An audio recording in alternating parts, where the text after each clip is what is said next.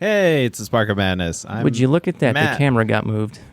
I'll fix that in a moment. No, don't. Let's just do. Go back to Matt. Let's just do this. I'm Matt. Or I'm Ben. That's Matt. We'll just do this the whole time. There. I don't understand. We're both on screen. We're At the same all off. Oh, I'll fix your camera momentarily. All right. Continue. All right.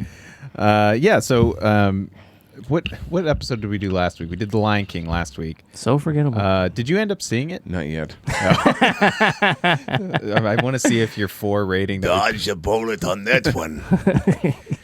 You know, I haven't stopped thinking about it since last week. From the day you arrived on the planet, Matt hasn't stopped thinking about the Lion King. Very good. Every night he went to bed, he didn't have a friend. Instead, You watched The Lion King. the Lion King is the movie Matt loves. No, absolutely not. I think we need to rewrite those lyrics. Yeah. All right. This week we kind of we played around with maybe doing a Quentin Tarantino movie, but then we just defaulted to what seems like a good one on Netflix, and Yeah. that from then emerged Taxi Driver, which we were doing. What year did it come out? 1976. Six. Yeah. Magic. Which I'm gonna stall just for a minute until Aaron can get back to the controls. Beautiful. Aren't he lovely? But aren't he beautiful? Before you go, Ben, Aaron, you kind of chose this one from the bunch. Had you not seen it before? Never, ever. I always wanted to. Me Okay. neither. You had never seen it? No, it's the first time I saw it too. Oh, I'm awesome. the same boat as Aaron. Oh, cool. I'd seen it one time a while ago. And Do you think you're better than us, Matt? I do. Well, okay. He's probably right. That goes without He's saying. probably right. But for people who haven't seen this movie, Ben, why don't you give why don't you give him a that was good. little description? Tastes like cheese. Grilled cheese. You ready? Someday a rain's gonna Yeah, wipe sure, the scum like you from this. I'm ready. Taxi Driver is a 1976 American neo-noir psychological thriller film directed by Martin Scorsese and his eyebrows, written by Paul Schrader, and starring Robert De Niro, a young Jodie Foster, Sybil Shepherd, and Harvey Keitel. Set in a decaying and morally bankrupt New York City following the Vietnam War, the film tells the story of a lonely veteran working as a taxi driver who descends into insanity as he plots to assassinate both the presidential candidate for whom the woman he is infatuated with works for and the pimp of an underage prostitute he befriends. A critical and commercial success upon release and nominated for Academy Awards, including for Best Picture, Best Actor, and Best Supporting Actress. It is regularly, that's a hard one for a lot of voice actors to say. Regularly? It's rigorously. It's cited a lot as one of the most. It's cited a lot as one of the greatest films of all time. I did so good. Why'd you have to put the word regularly? I'm gonna include it every time now. Mother. You put in that ridiculously, regularly word in there. It's gonna be regularly featured every week. You forgot one good actor in there. Who'd I forget? Albert Brooks. Yeah. Yeah. Finding Nemo's dad. His name is not Finding Nemo. No, it's Finding Nemo's dad.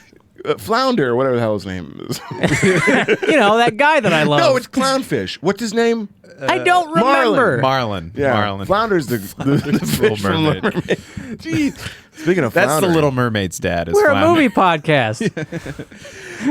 All right. So How could you forget Albert Brooks. And How young could you forget Frozen. Marlon? You guys always get mad at me for keeping these too long, and so I deleted like half of the actors' names. I just went with the first And 4. Peter Boyle. I know I Peter only Boyle. always sometimes get mad at you for doing I that. know. Well, next time I'll know that if Finding Nemo's dad is in the credits, I'm going to keep him in. Special note. And Richard Higgs, the tall Secret Service agent. I love that guy. You're just going through the IMDb. and Bill Minkin, Tom's assistant. What about uncredited? Hold on, we'll get there. Joe Spino, personal officer. All right. So the taxi driver. Okay, so you're missing one important actor in there. Who? What did you think of Martin Scorsese's part in it? It was a little tense. It was. I thought it was. Having just talked about Quentin Tarantino and how he inserts himself a lot. I thought his scene was great. Actually. He's so young. I thought it was awesome. He's I so thought he was quirky little. and weird and like intense, really intense. I wonder what Orson Welles would think about him. Inside joke before the podcast. Did you guys listen to that? No, nobody saw Hear that. part. All right, so this movie it starts. So this is Robert De Niro, second movie. This is after Godfather 2, right? No. Yeah. No. No, right? What year was Godfather 2? I would look it up, Matt. This is Bam, his second bam. movie with Scorsese. I remember looking at that, and he's playing like a 26-year-old guy, and I think he was 33. No, Godfather 2 is before this. Ha ha. Ah, 74. Nice. Very good. But the movie starts off with him Antonio getting his Armani. job as a cab driver. You see him basically see Sybil Shepherd, who plays Betsy, yeah. Hold on. I'm going to call out that first shot where the car pulls in out of the smoke. Yeah. And he really comes as if intense from nowhere. ultra noir. Yeah. Yes. Very good. And then and then you get introduced to the political campaign and all of that, which kind of spirals out from there. When you guys, having not seen this movie, how it started, did you expect it to go where it did towards the end? I kind of know it was going to go I mean, there everybody because kind of you're kinda knows what the familiar with the movie's people about. spoiled it to me Yeah. years ago. I didn't know much, but I knew enough to know the I didn't basic know he's premise. going to try to assassinate the presidential candidate. Yeah. Yeah, Palantino, yeah. In which he was, and he was only doing it because he's just mad at that girl. Why was he doing it? What was his The movie reason? never really spells it out explicitly. And this is, that's I think one of the better parts about it is he goes crazy, and I thought they did a good job setting up that he's going crazy. I thought that part was pretty clear. I didn't necessarily tie it to the Vietnam War, but I guess you could. I think he's just going nuts with this religious kind of fervor of, he keeps saying like, you're going to go to hell just like everybody else, and he keeps thinking that everything's so gross. I don't know. I think he was thinking that this would be like a cleansing thing of like, I'm going to kill this politician and people are going to realize that I'm right about stuff. I Call don't me know. crazy, but it struck me as the way I saw it, it was almost a random act because he wanted to do something, like he was saying. That's true. Yeah, he did say that at one. Like he keeps having all these violent. He kept He's got having all some these bad violent thoughts, thoughts, man. Yeah. These violent delights have violent ends. That was beautiful. Westworld.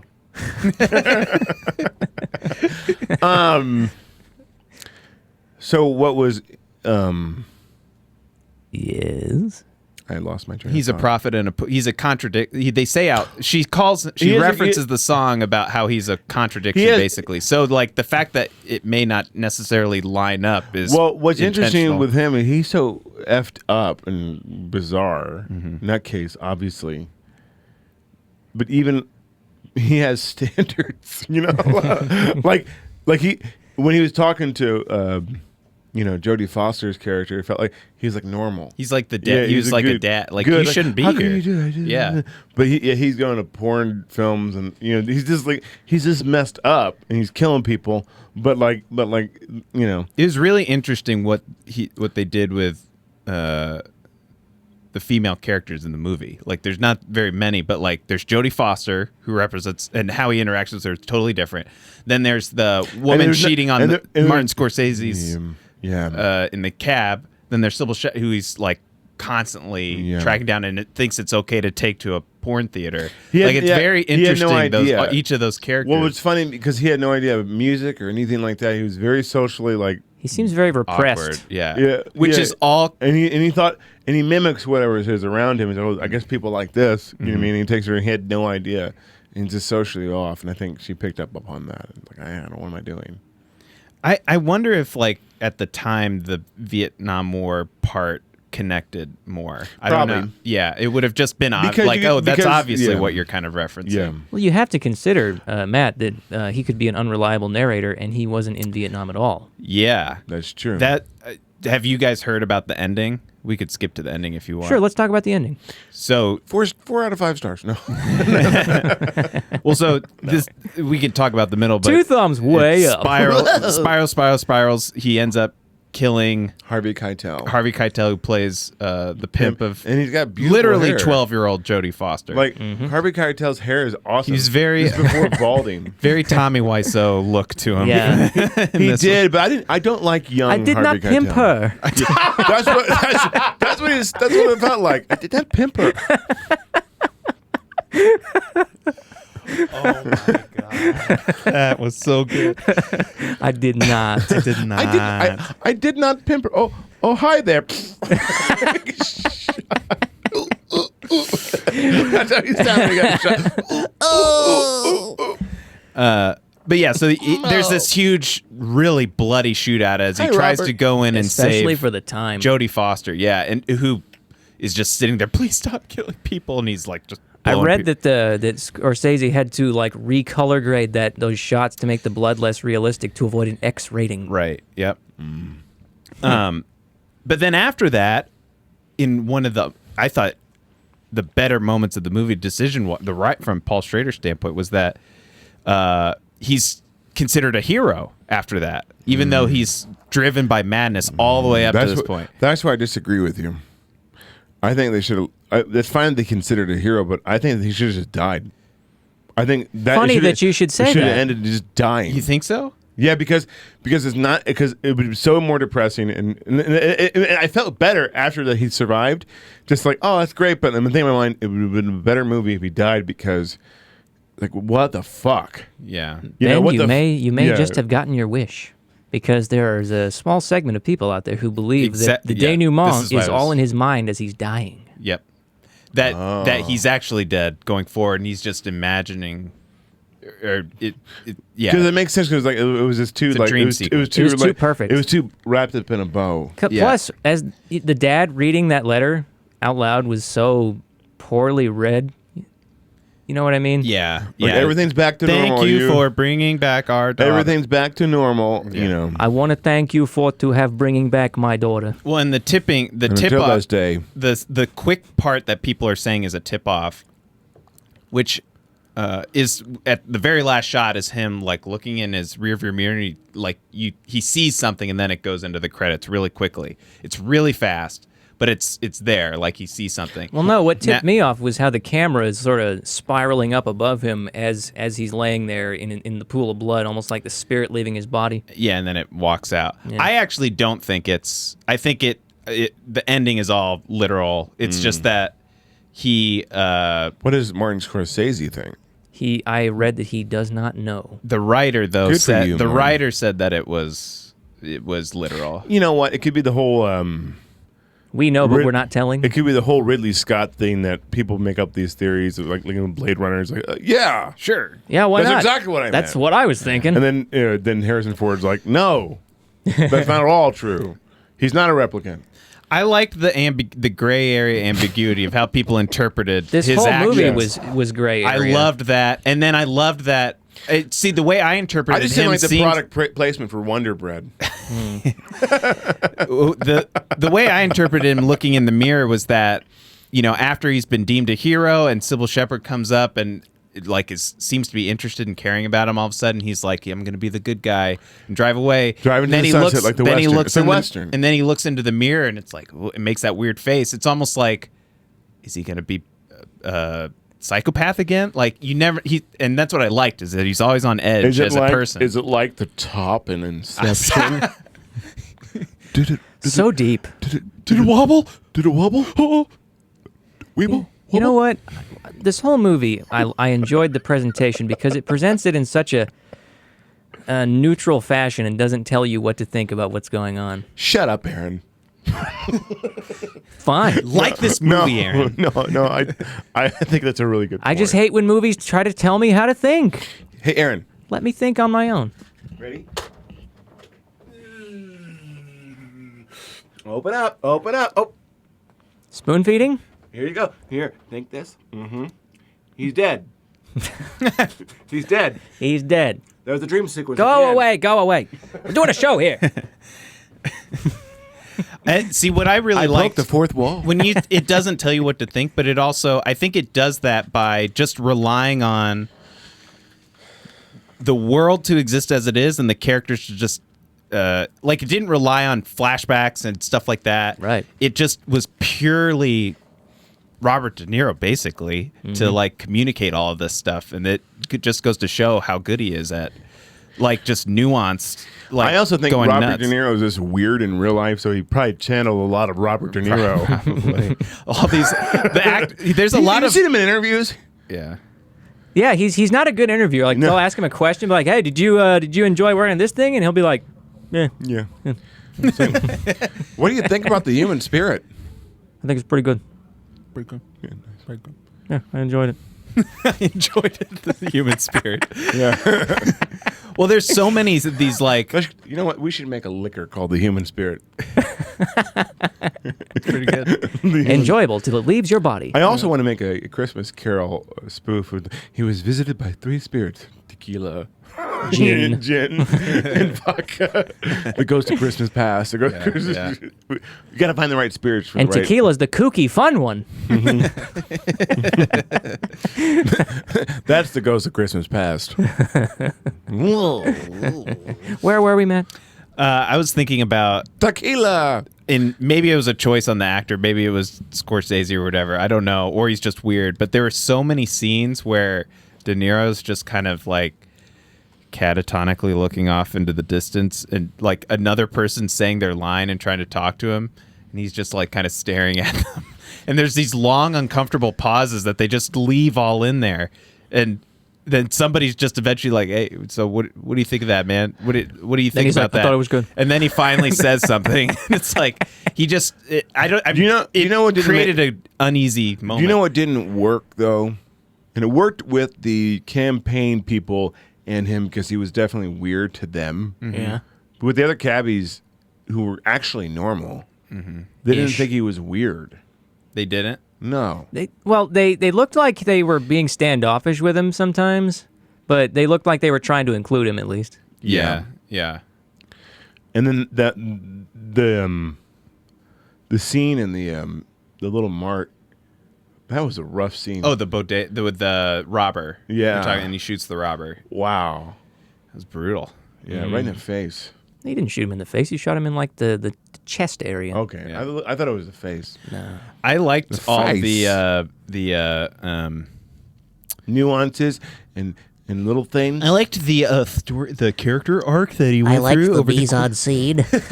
There's obviously a 3-act structure and all the If you'd watched the movie, you'd realize it has a 5-act structure. oh shit, I didn't watch it.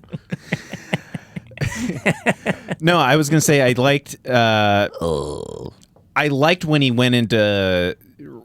So there was a movie. It was Sound written, it out. It was written by Paul Schrader, and it this last year called First Reform, with and it was about. Oh gosh, what's the actor's name? He's from. I'm not gonna be able to think of it. Basically, it's about a pastor who goes crazy, and it's actually about the he gets like radicalized about the environment, but then he becomes a terrorist, like to perfect. defend the environment, and it was ridiculous and crazy. It came out last year. Is there a scene where a lumberjack just going to work? And then he gets murdered. There is a dream sequence with like really weird pollution and stuff. And the lumberjack doesn't even get to sing his fun little song. Yeah. I'm a lumberjack and I'm okay. And I'm oh! You killed the lumberjack. I'm a lumberjack and I am What was his dead. name? Jack. Oh no! You killed a lumberjack named Jack. It was so fortuitous. That's What was exactly his, what What happened. was his favorite breakfast food, flapjacks. Keep going. I think it's going to get funnier. It's gonna just max it out. you're onto Max it something. out. What was he really good at? Everything. He was a jack Jumping of all jacks. trades. Jumping jacks might be better. Jack of all What was his trades. favorite fast food chain? Jack in the Box. Thank you. What kind of pizza did he like? Jack's Pizza. It's cheap. Anyway, Matt, one interesting thing about What was this his movie. favorite game? Jack's. Sound it out with me. On the nose. Who was his favorite character in Mortal Kombat? Jax! Please stop. Please stop. Hey, little Jimmy, what was your favorite episode of Spark of Madness? I like the one where Ben talks about Jax for a long time. What was his favorite movie? Jaxie Driver. We're done. I'm gonna mute you now. Matt. Excuse me, throat's dry. Matt, Yeah. what I came away with on his descent into madness is it just Who, seemed to me. mine or Robert? We'll get to you in a minute.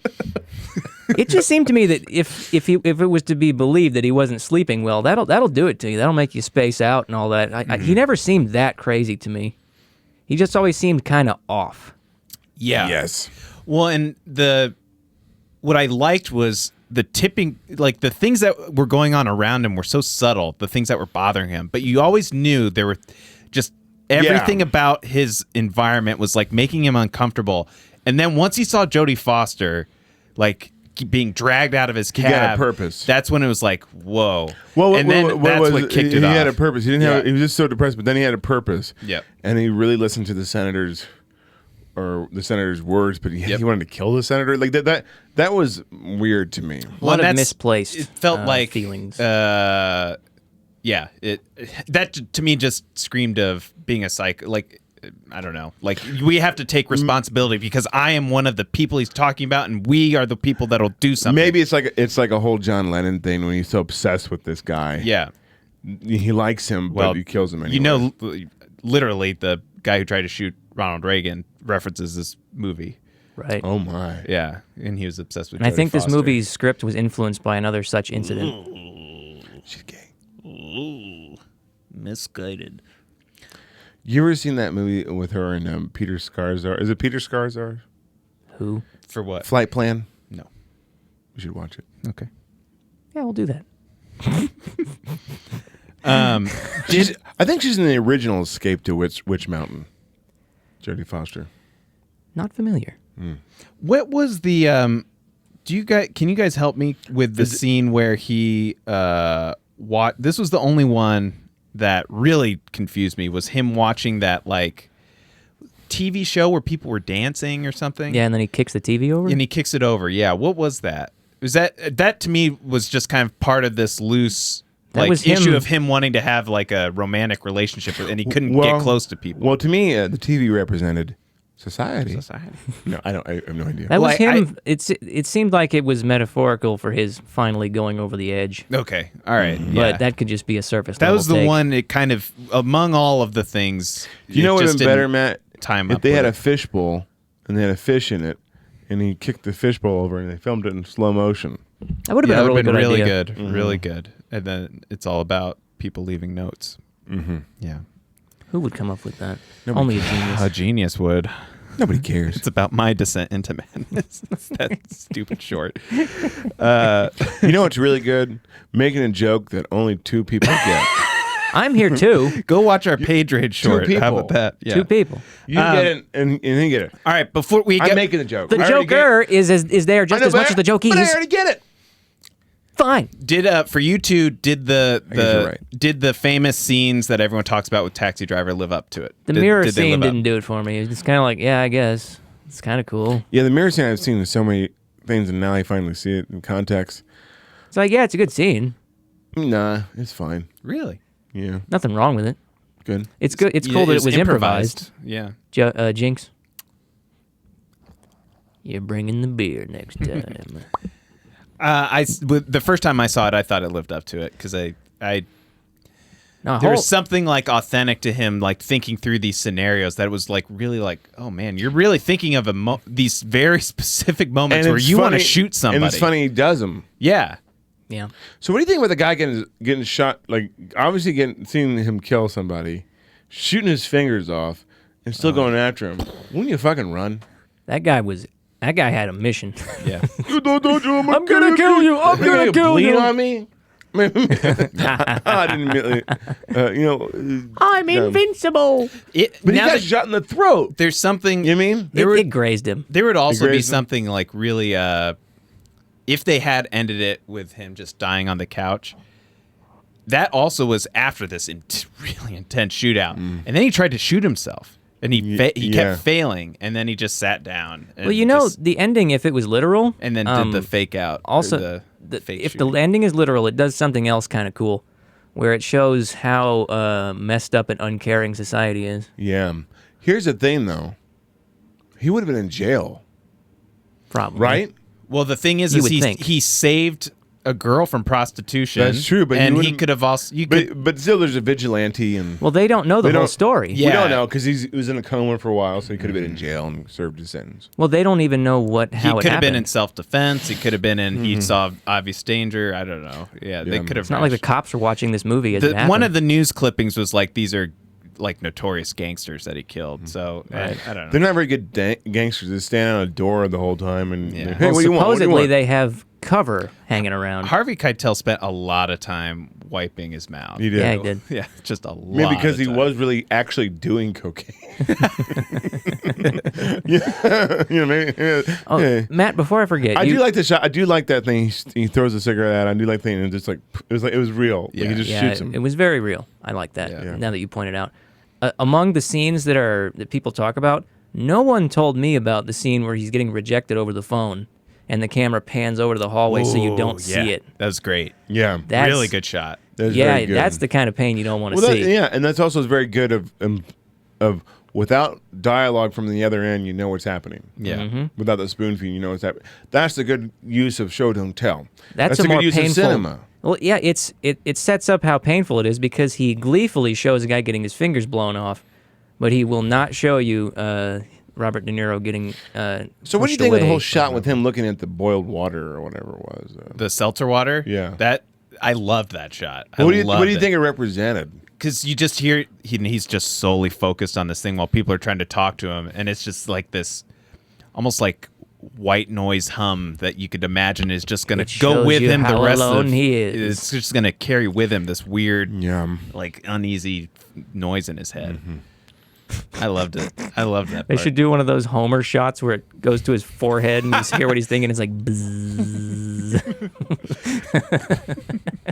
Let's all go to Kill the president, kill the president. Yeah. Bzzz. Well, it was definitely a loaded He's a Manchurian candidate. movie. But what do you think of Martin Scorsese? I think he's an okay director. I think he's very good. I think he's great. I think he's a good director. He's not always good. I think he's a lover of film, which I love. You know, I love that. He But- did Hugo, right? Yes, he did. Yeah. And he also did. You know, he also did, just listening to him in interviews. You can just tell how much he loves old films and influenced the same way I am by movies. But watching I watched a younger interview with him and Brian De Palma. I think it's Brian De Palma. I think his name is. And they are kind of arrogant about their movies, you know. I'm sure. Yeah. And especially when he was younger, doesn't but like, surprise me. but and I get it. I love the craft. I love like breaking down, like when we talked about Secret of Him and stuff, like how we love cinema. But sometimes, you know, I at the same time I watch all these interviews. I watch Orson Welles, and it's like Orson Welles, he say what you want about him, but he didn't stroke one off on himself, you know. Excellent. Wait, good way to put it. You know, Yeah, I mean, yeah. seriously, like he was as larger than life and a man who was an entertainer and sought a lot of attention. Mm-hmm. I think he was kind of humble about it, Yeah. you know, filmmaking sure. and storytelling. Hey, Matt, Yes. I have a fun fact for you. Go ahead. Martin Scorsese made another movie in 1999 called Bringing Out the Dead. Are you familiar with this movie? Me? No. Yeah, it was written by Paul Schrader, stars Nicolas Cage and John Goodman, yeah. It is essentially the same movie with a different framing. It's What? Yeah, Nicolas Cage plays like a paramedic who drives in the EMT car, truck, whatever you want to call it. And he works the graveyard shift. He can't sleep. He's slowly going insane, and he wants to save Patricia Arquette from a bad situation. Yeah, I mean, there's the thing. I was saying the first Reform movie that came out last year, Ethan Hawke was who I was trying to think of, who's the main character. The beats are very similar. Like, it's maybe Paul Schrader just is trying to refine this idea over and over, but I feel like he got it right the first time with Taxi Driver. Like, I mean, when he's cutting the edge, I don't know anything about assassinations. Paul Having Schrader, never done one myself. Paul Schrader co-wrote Raging Bull. Oh, good. That's a good one too. When he's cutting the edge of the bullet, why is he doing that? Maybe it means it'll break up upon impact. Yeah, Isn't that it seemed dangerous, though? meaningful I think that's the idea. Yeah, it would just cause more damage, I guess. But isn't that dangerous doing that? I assume if he's to be believed on his Vietnam service, he knows how to do it. Okay. I read something about the Mohawk. The reason they even did the Mohawk was because More Marine stuff. Huh? I think it's a Marine thing. Isn't Yeah, it's like you always knew when in Vietnam that this group of people that they would shave their head to be a Mohawk, like they were the killers. They were ready to go out on this mission where they were going to kill some people, and so that was like a symbol. So somebody on set said that that's how they ended up there. Right. Yeah. So maybe that was part of it. It's just like a little detail you're going to add in that is meaningful if you know what it is, but in this case, You know what? I do like what Aaron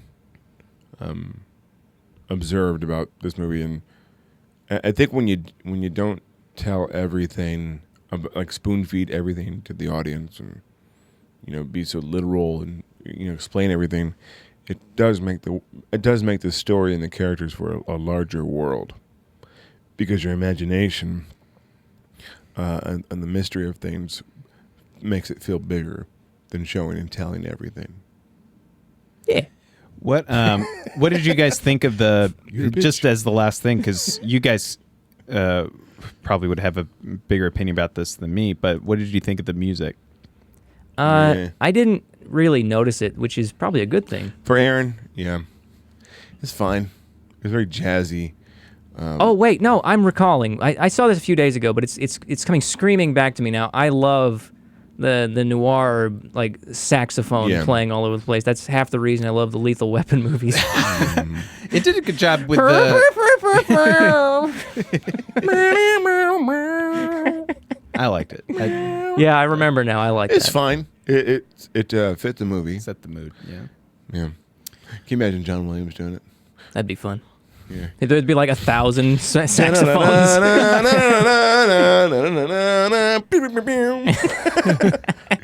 This movie lost to Rocky for the Oscars that year, didn't it? Yeah, I think That was probably a good decision. yeah, I think Rocky's a better movie Maybe just by a little bit. by a lot. It's pretty close for me. Yeah, Rocky's a better movie. I prefer Rocky, but I could see it going either way. Rocky's a better Interesting. All right. Well, how would you rate? Let's go ahead and rate the movie then. All right. Ben, you go first because you just put Rocky ahead of it. What? movie. Because it's interesting, I give it a 7.5. All right. 7.5. It's not a bad movie, but sometimes I think it's a little bit pretentious. This in movie? parts. Yeah. But it's presented in such an unpretentious way. What did Orson Welles say about Woody Allen? If you haven't, you out there watching, if you haven't read, If you haven't watched our stuff before we even recorded, well, that was before the show started. Sorry. Woody Allen, there's a great diatribe that Orson Welles goes on about Woody Allen in an interview, and it's very funny. Go seek it out. Read it. yes. So 7.5. Aaron, do you want to go or? I think this movie's a solid 8. Very, Yeah. very good. Yeah. And I can lean towards an 8 too. I'm up at I'm just being I'm up at contrarian. a 9 actually. I'm giving it a 9 for The sure. trendsetter. Yeah, I think it's pretty dang good, especially when you think about all these other movies that he kept writing. Apparently, of somebody going crazy. Like, there's something. Was he in Vietnam? Paul Schrader? I Yeah. don't know. I didn't see. I would imagine not.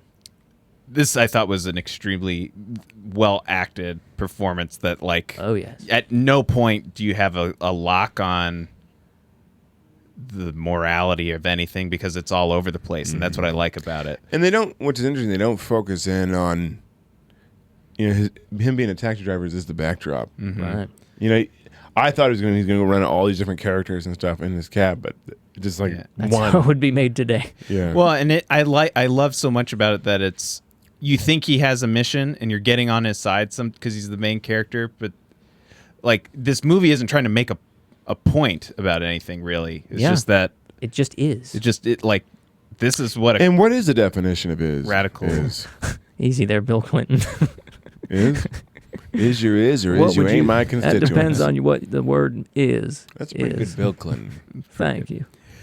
I have no idea. Just missing a Big Mac. I do not. Okay, so we got 987.5. I don't know what movie we're doing next week. Matt, do you want to nominate this for the Hall of Fame? I definitely would put it in. I'm not going to. Oh, well, it's out. I just want. Aaron, what would you say? Gosh, I'm afraid to weigh in now. No, I don't think it's worthy. I think it's a legacy. It's not my favorite, but I recognize it as being important. What is it? 2-1. It's out. There are three of us. It was out once you said no. One person is one. That's the rule. We're not. It's not like it's unanimous. It has to be unanimous. It's not like American Idol where you just get 2 votes and you're in. Nope, it's out. Yeah, I think it's fair enough to keep it unanimous. Yeah, and I think it's a good movie, but I just don't. It's not going to stick with you. No, that's okay. Oh, that's how I felt about what you did with me. You know what? You denied me and Harry and the Hendersons, and yeah, that was a big snub. I got to say, that was a big snub.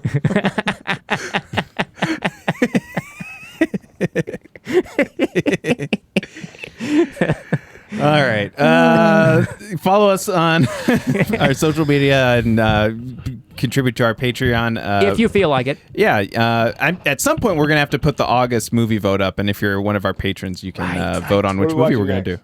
I don't know. We don't know. We don't yet. know. We have to decide. You have to follow and keep track. So definitely check us out. Until next week. Goodbye. Oh, I was thinking you were going to have something big. No, I am something big. You are the Bridge Squad. All right. Bye.